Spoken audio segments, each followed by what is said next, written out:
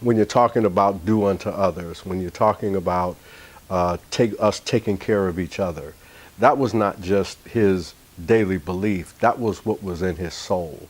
He was so confident in who he was that he didn't see class, he didn't see income, he didn't see occupation or color. He just saw people. And it was almost offensive to him that people were left out. People were disenfranchised. People were discriminated against. Those things were troublesome to him. Dick obviously wasn't going to benefit directly from trying to raise the minimum wage. You know, everyone knew that, but he cared so much about wanting to try to improve people's economic opportunities and to try to address income inequality facing many low-income workers and families, that he was willing to invest his personal wealth into trying to make that public argument, which, as we come to find out, it was a very successful argument, getting almost 60% of the vote. I've said it often, and I continue to say it, and Dick said it as well. You know, the violence is not the problem. Violence is the symptom of what the problems are. The problems are unemployment. The problems are discrimination. The problems are institutional racism. Those are the problems, and Dick faced up to all of those. What he wanted was more people to have access to the American dream. And he wanted more people to have education and more people to just share what so many of us by accident of birth, you know, fortunate enough to have. And you know, in a lot of summer months around the country, you'll see a number of cities that are flaring up, blowing up, violence is high. You don't see that in Omaha.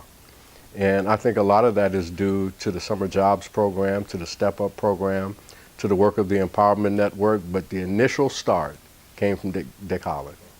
Dick understood that some problems are too big for one individual to handle, and government really is the place to solve those larger issues. He saw the critical intersection of policy and politics. Dick got that elections matter, and some people don't understand that, and they think, well, things will just work out by themselves. Well, no, elections matter, and how you govern matters. His goal was to make the world better, and that sounds trite, but he really did, and he migrated from giving for the sake of small program models to giving to really make policy difference through the political climate. And then he saw politics as a critical vehicle for achieving social change. When you think about an issue like poverty that has tentacles that reach into health, education, transportation, housing, the whole spectrum, you really see that private dollars can't make the difference that a public policy or that our government can make in helping individuals. Oh, I don't think I ever got a call from Dick about doing this for him or doing that for him or do this for the theater or do that for... No, I never got a call from Dick like that.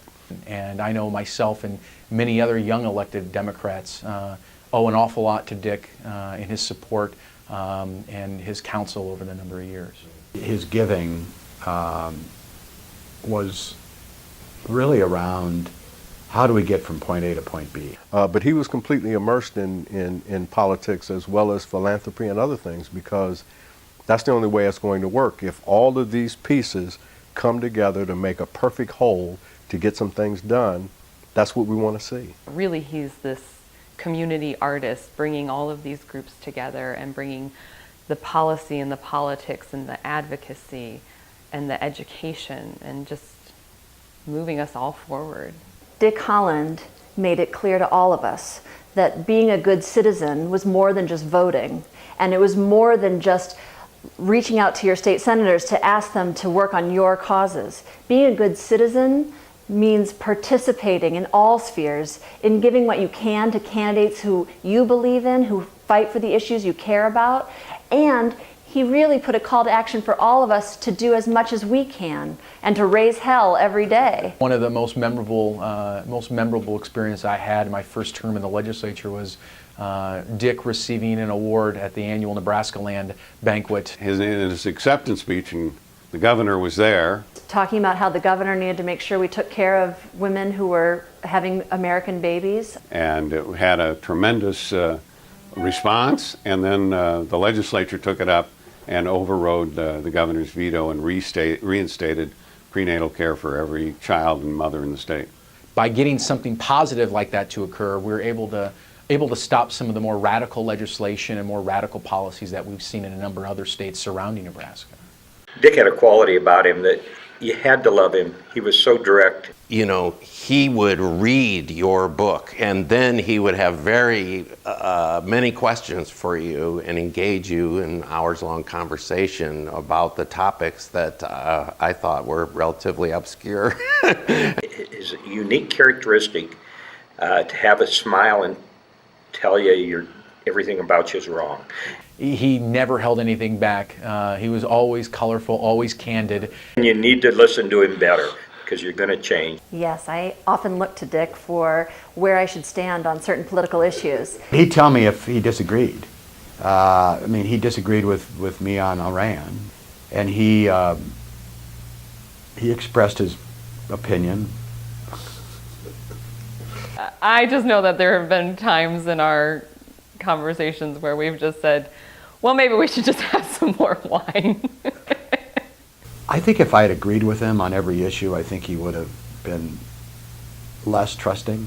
If I were to pick one adjective for him, it would probably be curious. He always was researching and knowing who was at the forefront of different issues, thinking about different policy solutions. Yeah, and here comes an idea and he's like, let's talk about that idea. That is really interesting, even though I'm 93. I never thought I would have such a good friend that was so much older than me, but I never felt that way about him. He always made me feel special. Every time I saw him, it was just delightful, and I loved him so much, and I miss him. You know, I'm getting older. I'm 62. And we all see, at our age, we've all seen people come up to the doorstep and leave this life. And I've seen how hard it is to do. It's easy to be self-absorbed. You're hurting, your body's giving out, you're in despair because it's the end of life. And the thing above all that I will always remember Dick for is just the grace and the poise, even though he was going through all that. But he was still a public person. He was still a joy to be around. He loved to have a good time. Very funny guy. I think you'll get some jokes from other people.